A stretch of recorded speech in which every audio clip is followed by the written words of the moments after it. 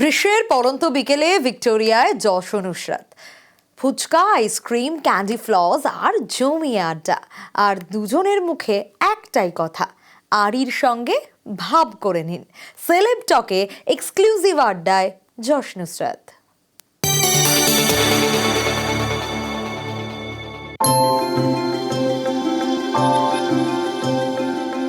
বাঙালির আবেগের সঙ্গে ওতপ্রোতভাবে জড়িত ভিক্টোরিয়া মেমোরিয়াল হল। শহর কলকাতাকে যদি প্রাণের শহর বলা হয়, তাহলে শহরের প্রাণকেন্দ্র হলো ভিক্টোরিয়া মেমোরিয়াল হল। আর এই ভিক্টোরিয়ার সামনে যে কোনো আড্ডায় কিন্তু জমে ওঠে।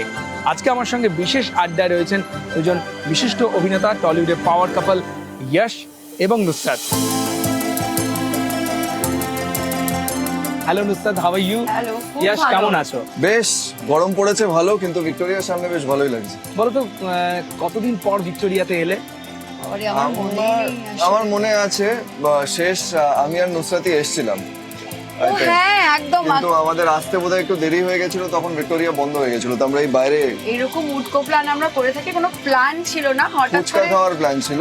আচ্ছা আচ্ছা। এবং ইয়াশ বলে তাহলে চলো, ও কিন্তু এটা করে। ধরো আমি হঠাৎ করে বলেছি যে আমার এখন এটা করতে ইচ্ছে হচ্ছে, ও কিন্তু সেখানে গিয়ে গাড়ি পার্ক করে ভিড়ের মধ্যে নিয়ে যায়, এগুলো করে থাকে ও। যশ, নুসরাত, আমি এখানে অনেকের সঙ্গে কথা বলছিলাম, প্রায় প্রত্যেকেই বলছিলেন যে পরিবার, বন্ধু বান্ধব, প্রেমিক প্রেমিকা সকলের সঙ্গে ভিক্টোরিয়া মেমোরিয়াল হলে আসা হয়, তবে অনেকদিন বাবা মার হাত ধরে ভিক্টোরিয়া আসা হয়। কিন্তু আমি এক্ষুনি দেখলাম একটা পরিবার ছোট্ট ছোট্ট দুটো বাচ্চাকে নিয়ে, একজন কোলে একজন বাবার হাত ধরে, জাস্ট তাড়াহুড়োতে ওরা মানে আর কি বোধহয় এখানে খাওয়া দাওয়া করবে বা মজা করবে, তার জন্য এসে আমি জাস্ট দেখলাম। একটা সিন থাকে, যেহেতু রবিবারের দিন, ছোটবেলা আমরাও করতাম, মানে সেটা এখনো কিন্তু দেখতে পাচ্ছি। দেখো ওখানে একটা মেয়ে আসছে, মায়ের হাত ধরে জাস্ট আসছিল। আই থিঙ্ক সপরিবারের লোকজন কিন্তু আসে, শুধু গার্লফ্রেন্ড বয়ফ্রেন্ডের বিষয় নয়, রবিবার মানে কিন্তু পরিবারের সাথে সময় কাটানো। আমাদের জন্য কিন্তু একটা নস্টালজিয়া, মানে ছোটবেলা মা বাবার বাবা মার সাথে হাত ধরে আসা, এখানে আসা, প্ল্যানেটোরিয়াম, তারপরে জু বলতেই, মানে আজকাল যাওয়া হয় না, জু বলতেই আলিপুর জুতে। হ্যাঁ, ওটা একটা সারা দিনের শীতকালের একটা নস্টালজিয়া, আড্ডা,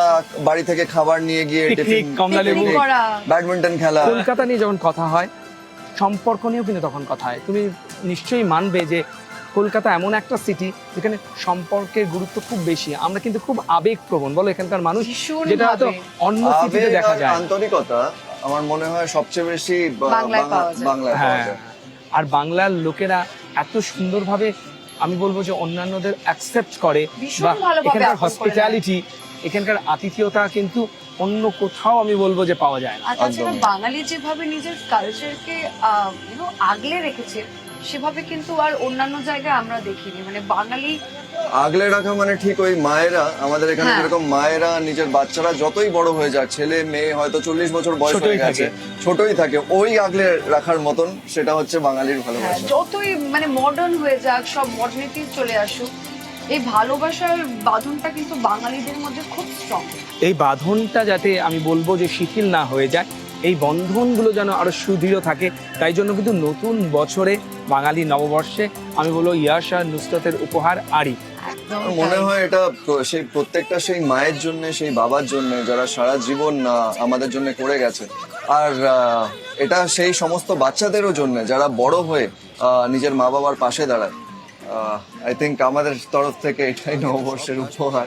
আরি তো আমি বলবো এখানে খুব তাৎপর্যপূর্ণ একটা শব্দ, মানে তোমরা চুজ করেছো কিন্তু খুব বলবো ভেবে চিনতে, আমি ঠিক জানি না, বাট একদমই ভেবেচিন্তে নয়, ও হঠাৎ করে বলেছে যে সিনেমার নামটা কি রাখা যায় বলো তো। না, আসলে ভাব মেন কথা হচ্ছে হ্যাঁ, মানে ভাব তো রাখাই যেত, হ্যাঁ। কিন্তু আমার মনে হয় ভাবের, আমরা তো রাত থাকলে দিন থাকে, সকাল থাকলে বিকেল থাকে, আড়ি থাকলে ভাব থাকে, একদম। সেটা তো অবশ্যই থাকবে, কিন্তু আমার মনে হয় আড়ি এখানে এতটাই তাৎপর্যপূর্ণ, কারণ আড়ি করে দেওয়া খুব ইজি, বাট সেটাকে ভাবে বদলানো তো অনেক আমার মনে তফাৎ। হয় আর এটা না তুমি তার সাথেই করতে পারবে যার সাথে তোমার সম্পর্কটা ততটা স্ট্রং।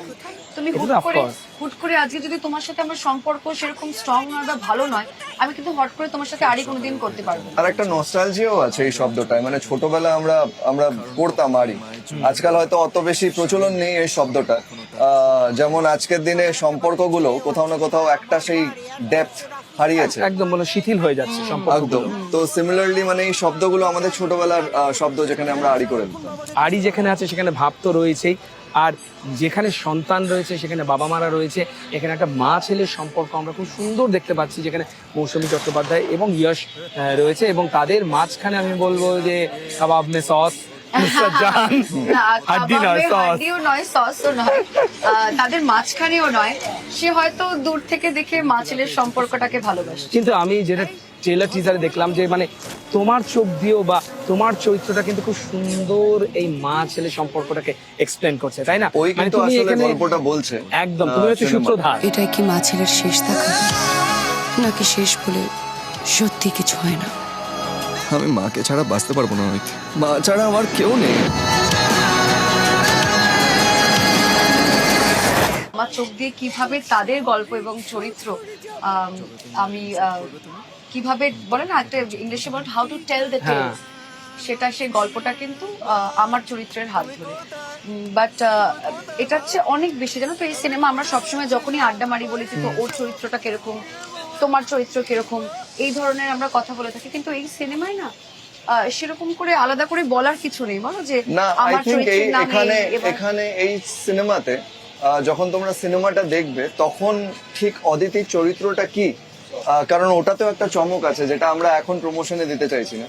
সো ওর ঠিক চরিত্রটা কি সেটা সিনেমাটা দেখলে তোমরা বুঝতে পারবে। বাবা মারা যেভাবে আগলে রেখে আমাদেরকে বড় করে, ছোট থেকে বড় করে আমাদের ভবিষ্যতের দিকে এগিয়ে নিয়ে যায়, সন্তানরা ছেলেমেয়েরা বড় হওয়ার পর বাবা মাকে কি আজকের দিনে ঠিক সেভাবে মনে রাখে?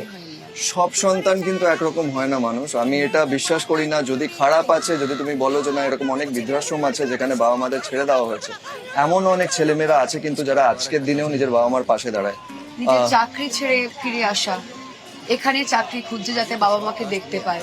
সেটা আমি জিজ্ঞেস করছি যে মানে আমি বলি কি অধিকাংশ মানুষ আমরা এভাবে কিন্তু ভাগাভাগি করতে পারবো না, কারণ এরকম অনেক ছেলে মেয়েরা আছে, মানুষ সত্যি সত্যি আছে যারা নিজেদের জীবন বাবা মাকে উৎসর্গ করে দিচ্ছে। কারণ মা বাবার আমাদের বড় করে তোলার ঋণটা আমরা হয়তো কোনোদিনই শোধ করতে পারবো না। শোধ করতে পারবো না। আড়ি নিয়ে কথা হচ্ছে, যেখানে ইয়াশ আর নুসরাত রয়েছেন সেখানে মৌসুমী চট্টোপাধ্যায়ের কথা না বললেই নয়। মৌসুমী চট্টোপাধ্যায়কে রাজি করানো কতটা সহজ বা কতটা কঠিন ছিল, আর তার কথা তোমাদের মাথায় এলো কি করে? তার কথাই মাথায় ছিল বরাবরই ফ্রম দ্য বিগিনিং। যখন আমরা গল্প শুনেছি তখন কিন্তু আমাদের ডায়লগস মানে প্রপার স্ক্রিন প্লে স্ক্রিপ্টও রেডি হয়নি। যখন গল্পটা আসলে আমাকে যখন বলে ওই চরিত্রটা যখন ডেভেলপ হয়েছিল, ওটার সাথে না মানে ওই চরিত্রটার সাথে আমার মায়ের বা নুসরাতের মায়ের খুব মিল। এরা খুব আচ্ছা, আচ্ছা। আমাদের দুজনের মায়েরই খুব ঠোঁট কাটা, কিন্তু লোকের মুখের উপরে বলে দেবে, ঠিক আছে? কি চা তো হ্যাঁ তো আমরা তার মধ্যে ভাবছিলাম যে এরকম এই চরিত্রটা এমনই কোনো অভিনেত্রী করতে পারবে যে খুব ঠোঁট কাটা, আর তার সেটা অভিনয় করতে হচ্ছে না, খুব ন্যাচারালি যাতে চলে আসে। খুব ন্যাচারালি মুখের উপর তো সবটা বলে যখন ফেলে। আমরা গল্প শুনি আমরা তো চরিত্রগুলোতে কোনো না কোনো একটা মুখ ভিজুয়ালাইজ করে থাকি, আমরা কিছুতেই ওনার মুখ ছাড়া আর অন্য কিছু ভিজুয়ালাইজ করতে পারছিলাম না। ইনফ্যাক্ট আমরা এতটাই হেলবেন্ট ছিলাম যে যদি উনি রাজি না হন হাইপোথেটিক্যালি, তাহলে কিন্তু অন্য কোনো প্রজেক্ট আমরা ভাবছি। ইয়াশ যেমন তার মাকে হারিয়েছেন, মৌসুমীদিও কিন্তু তার সন্তানকে হারিয়েছেন।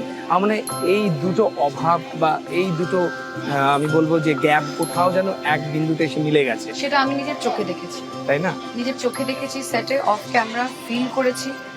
উনি নর্মালি যেমন ইয়াশ নর্মালি নিজের যেটা মাকে হারিয়েছে সেই কথাটা কিন্তু বারে বারে বেরিয়ে আসে না, এবং মোর কিন্তু এই যে ক্রাইসিসটা বা যেটা ভেতরে যে পেনটার দিকে গেছে সেটার ব্যাপারেও কিন্তু উল্লেখ কোনোদিন করে না। It is very personal, but দুজনে মিলে I think they share a lot of pain, and সেটা কিন্তু স্ক্রিনে তুমি দেখতে পাবে, সেটা ওদের আর অভিনয় করতে হয়। আমার মনে হয় ইয়াশও কোথাও তার মাকে ফিরে পেলো, আর মৌসুমীদিও কোথাও যেন তার হারিয়ে যাওয়া সন্তানের যন্ত্রণাটা কোথাও যেন আমি আজ একটু হলেও তোমার এখানে দাঁড়িয়ে সঙ্গে বলতে পারি যে ভাগ আমি করে না, নিতে পারবো। আমার কাছে উনি খুব বকা খান, এটা হয়তো শুনে হ্যাঁ। দর্শক অন্যভাবে নেবে, হ্যাঁ, কিন্তু একটা মা তো ছেলের কাছে বকা খায়। ইয়াশ নুসরাতের সঙ্গে এই অন্তহীন আড্ডা তো চলতেই থাকবে, তবে আপনাদেরকেও বলা যে জীবন খুবই অল্প, তাই জীবনের এই জার্নিতে আরই কম ভাব বেশি হোক।